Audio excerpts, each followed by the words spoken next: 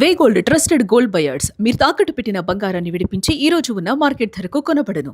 జనం మొత్తం మరిచిపోయిన ఒక కేసుని మళ్ళీ మీకు గుర్తు చేస్తున్నా. అదే Nandu's world job scam. Nandu's family దాదాపు 500 మందిని ముంచింది అనే ప్రచారం జరుగుతున్న తరుణంలో వాళ్ళపైన కేసులు పెట్టడానికి కొంతమంది ఇప్పటి వరకు వెనకడుగు వేస్తూ ఆలోచిస్తూ ఉన్నారు. అటువంటి వాళ్ళు ఇప్పుడు వరుసగా బయటకు వస్తున్నారు. తాజాగా నందూస్ ఫ్యామిలీ పైన ప్రకాశం జిల్లా అద్దంకి పోలీస్ స్టేషన్లో కొత్తగా ఒక కేసు నమోదైంది. అక్కడ శ్రీనివాసరావు అనే వ్యక్తి ఈ కేసు నమోదు చేశారు. యూకేలో తన పిల్లలకి ఉద్యోగం ఇప్పిస్తానని చెప్పి నందూస్ ఫ్యామిలీకి సంబంధించిన ఏదైతే జాగర్లమూడి మధుకర్ ఉన్నాడో మధుకర్ తండ్రి మోహన్ రావు మోసం చేశాడంటూ ఈసారి మోహన్ రావుని A1గా చేస్తూ అద్దంకి పోలీస్ స్టేషన్లో కొత్తగా కేసు నమోదైంది. ఈ కేసులో ఎవరెవరు ఉన్నారంటే జాగర్లమూడి మోహన్ రావు A1గా ఉన్నాడు, జాగర్లమూడి మధుకర్ A2గా ఉన్నాడు, రమానందన అలియాస్ నందు అన్నే ఆమె A3గా ఉన్నారు. అట్లాగే A4గా జాగర్లమూడి ఝాన్సీ లక్ష్మి ఈమె ఆ కంపెనీ డైరెక్టర్గా ఉన్నారు. అట్లాగే A5గా అన్నే సుధారాణి ఉన్నారు. ఈ ఎఫ్ఐఆర్ కాపీ నా దగ్గర ఉంది. ఎఫ్ఐఆర్ కాపీని మీరు స్క్రీన్ పైన చూడొచ్చు. ఎఫ్ఐఆర్ కాపీని చూస్తూ ఉంటే అర్థమవుతుంది ఏంటి అంటే ఇందులో జాగర్లమూడి మోహన్ రావు ఎవరైతే ఉన్నారో ఆయన ఈ కంపెనీని నడిపిస్తున్నారు. ఆయన ఈ కంపెనీకి మేనేజర్గా ఉన్నారు. జాగర్లమూడి మోహన్ రావు అంటే ఎవరో కాదు, జాగర్లమూడి మధుకర్ తండ్రి. మధుకర్ తండ్రి మోహన్ రావు గుంటూరులోని అరండల్పేటలో Destiny Overseas and Immigration Consultancy పేరుతో ఒక కంపెనీని ఓపెన్ చేశారు.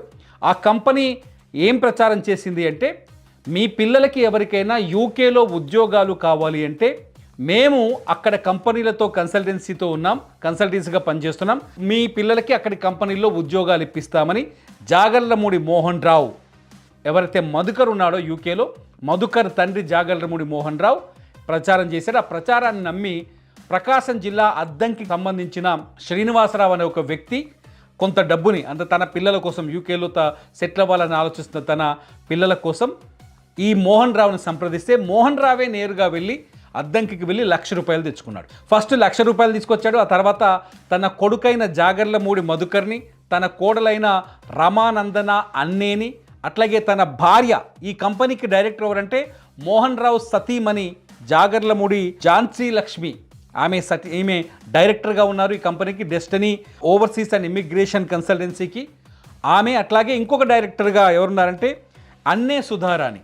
అంటే చాలా స్పష్టంగా రమానందన ఏం చెప్పారు మొదటి నుంచి, మేము యూకే పౌరులం, మాకు ఇండియాలో ఒక్క కంపెనీ కూడా లేదు అని చెప్పారు. ఎప్పుడైతే వీళ్ళపైన సంవత్సరం క్రితం ఆరోపణలు వచ్చాయో అప్పుడే ఈ కంపెనీని క్లోజ్ చేసినట్టుగా అర్థమవుతుంది.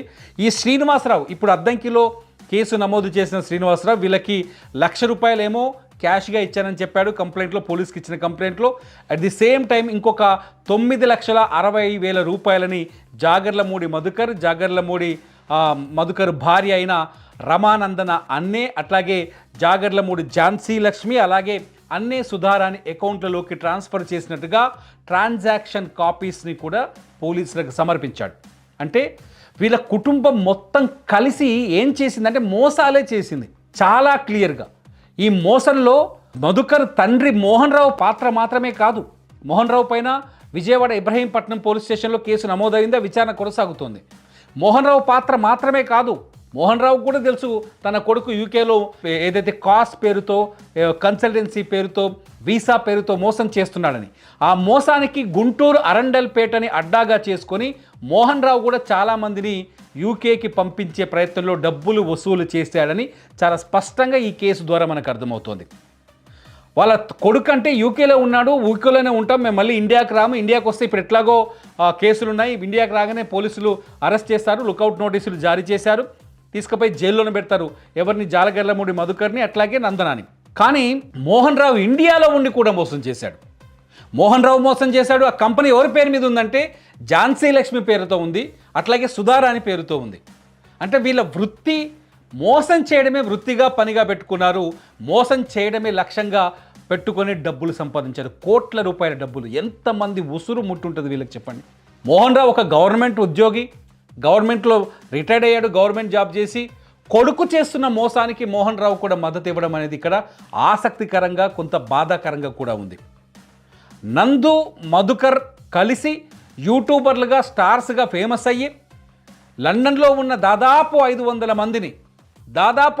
మందిని ఇక్కడ ఒక కొత్త పాయింట్ చెప్పాలనుకుంటున్నారు. వీళ్ళు మోసం చేసింది ఎవరంటే కొత్తగా వచ్చిన స్టూడెంట్స్ గురించి మనం మాట్లాడుకున్నాం కదా. వాళ్ళు ఏం చేశారంటే చాలామంది అక్కడే అఫీషియల్గా జాబ్ వెతుక్కొని పెళ్ళిళ్ళు చేసుకున్నారు. ఇండియాలో ఉండే తమ పార్ట్నర్ని అంటే వైఫ్ కావచ్చు, హస్బెండ్ కావచ్చు, వాళ్ళని యూకేకి తీసుకెళ్ళినప్పుడు అక్కడ వాళ్ళు ఖాళీగా ఉండకుండా వాళ్ళకి కూడా జాబులు వెతికారు. ఆ జాబులు వెతికే క్రమంలో అక్కడి వాట్సాప్ గ్రూపులు, సోషల్ మీడియా గ్రూపులు ఈ జాగర్లమూడి మధుకర్ తాకాడు. ఇలా ఒక 500 మందిని, ఇండియా వాళ్ళని, పాకిస్తాన్ వాళ్ళని, అందరినీ మోసం చేశారని చాలా స్పష్టంగా అర్థమవుతుంది. మనమంతా లైట్ తీసుకున్నాం, ఒక్కసారిగా ఈ కేసు మీద మాట్లాడడం తగ్గించేశాం. కానీ వీళ్ళని పట్టుకొని జైల్లో పెట్టే వరకు ఎందుకు పోరాటం చేయట్లేదు? ఖచ్చితంగా వీళ్ళు చేస్తున్న మోసాలు ఒక్కటి కాదు. ఇప్పుడిప్పుడే బాధితులు తెరపైకి వస్తున్నారు. బాధితుల కుటుంబ సభ్యులు పోలీస్ స్టేషన్లకు వెళ్ళి కేసులు పెడుతున్నారు. కేసులు పెట్టిన తర్వాత ఈ నందూస్ బ్యాచ్ కథంతా బయటకు వస్తుంది. ఒక్క మోసం కాదు, ఇప్పుడు ఈ అద్దంకిలో నమోదైన కేసుతో ఏమర్థమవుతుందంటే వీళ్ళు తెలంగాణ, ఆంధ్రప్రదేశ్లో చాలామంది తెలుగు వారిని మోసం చేశారని అర్థమవుతుంది. తెలుగువారిని, వాళ్ళ పిల్లల్ని మాత్రమే కాదు తల్లిదండ్రులని మోసం చేశారు. డబ్బులు వసూలు చేసుకొని ఈ తర్వాత బోర్డు తిప్పేశారు. ఇప్పుడు గుంటూరులోని అరండల్పేటలో ఈ destiny Overseas and immigration consultancy లేదు. ఎందుకు లేదంటే మోహన్ రావు ఎప్పుడైతే తన కొడుకు మధుకర్ జాబ్ చీటర్ అని తేలి బయటకు వచ్చిందో వార్త, అప్పుడే ఈ దుకాణాన్ని మూసేశారు. ఈ ఫ్యామిలీ అంతా ముందుగానే అనుకొని, అంటే డబ్బులు వసూలు చేసుకోవడం, మోసం చేయటం, డబ్బులు వసూలు చేసుకోవడం, ఆ షట్టర్ దించేయటం, డబ్బులు వసూలు చేసుకోవడం, పరారీలో ఉండటం, మొత్తం ఇదంతా వీళ్ళంతా ఒక పద్ధతి ప్రకారం, ఒక ప్లాన్ ప్రకారం డబ్బులు వసూలు చేశారని చాలా స్పష్టంగా అర్థమవుతోంది. మధుకర్, నందన ఏం చెప్తున్నారు? వాళ్ళు మేము యూకే పౌరులము, యూకేలోనే మా బిజినెస్లు ఉన్నాయి, ఇండియాలో ఎక్కడా లేవు, అంతేకాదు మమ్మల్ని మీరు ఇండియా చట్టాలతో ఏమీ చేయలేరు అని యాంగిల్లో మాట్లాడుతున్నారు. కానీ మరి వాళ్ళకి ఇండియాలో బ్యాంకు ఖాతాలు ఎలా ఉన్నాయి? బ్యాంకులు వాళ్ళకి ఎలా ఖాతాలు ఇచ్చాయి? అంతెందుకు ఇండియాలో ఉన్న జ్యువెలరీ షాపులు వాళ్ళకి ఎట్లా సపోర్ట్ చేశాయి? ఇండియాలో ఉన్న చాలామంది సపోర్ట్ చేశారు వాళ్ళకి. అంటే వాళ్ళ స్టార్డమ్ రావడంతో అందరూ బ్లైండ్గా నమ్మేశారు. బ్లైండ్గా నమ్మి అందరూ వాళ్ళకి అకౌంట్స్ ఇచ్చేశారు, నగలు అమ్మేశారు, అన్ని రకరకాలుగా సపోర్ట్ చేశారు. ఇలా సపోర్ట్ చేయడానికి వాడుకున్న యూట్యూబ్ ఛానల్ని, ఇలా సపోర్ట్ చేయడానికి వాడుకున్న యూట్యూబ్ వీడియోలని ఆధారంగా చేసుకొని వీళ్ళు 500 మంది నిరుద్యోగులను ముంచేశారు. చాలా స్వీట్గా, తెలివిగా, ఒక రేంజ్లో అందరినీ సఫా చేసి పడేశారు. స్పష్టంగా అద్దంకి కేసులో కూడా అదే కనిపిస్తుంది. వీళ్ళ పాపులారిటీని, వీళ్ళ యూట్యూబ్లో ప్రమోషన్ని ఇవన్నీ వాడుకొని మోహన్ రావు కొడుకు ఫోటోని, కోడలు ఫోటోని చూపించేసి డబ్బులు వసూలు చేశారని చాలా స్పష్టంగా అర్థమవుతుంది. మొత్తం విక్టిమ్స్ అంతా ఇప్పుడు ఒక్కటవుతున్నారు. ఖచ్చితంగా మధుకర్ని అరెస్ట్ చేసే వరకు వదిలేది లేదని చెప్తున్నారు. మధుకర్ ఇప్పుడు ఎక్కడున్నాడు, నందన ఎక్కడున్నారు అంటే వాళ్ళు యూకేలోనే ఉన్నట్టుగా తెలుస్తోంది. లుకౌట్ నోటీసుల ప్రకారం అయితే విజయవాడ పోలీస్ కమిషనర్ జారీ చేసిన లుకౌట్ నోటీసుల ప్రకారం వాళ్ళు ఇండియాలో అడుగుపెడితే అరెస్ట్ చేయాలి. కానీ వాళ్ళ కేసుని ఎవరు పట్టించుకోవట్లేదని ఆందోళన ఉన్నారు బాధితులంతా. వాళ్ళొక లాయర్ని పెట్టుకున్నప్పటికీ కూడా ఎవరు పట్టించుకోవట్లేదు. మా జీవితాన్ని నాశనం చేశాడు మధుకర్ అని చెప్పేసి బాధపడుతున్నారు.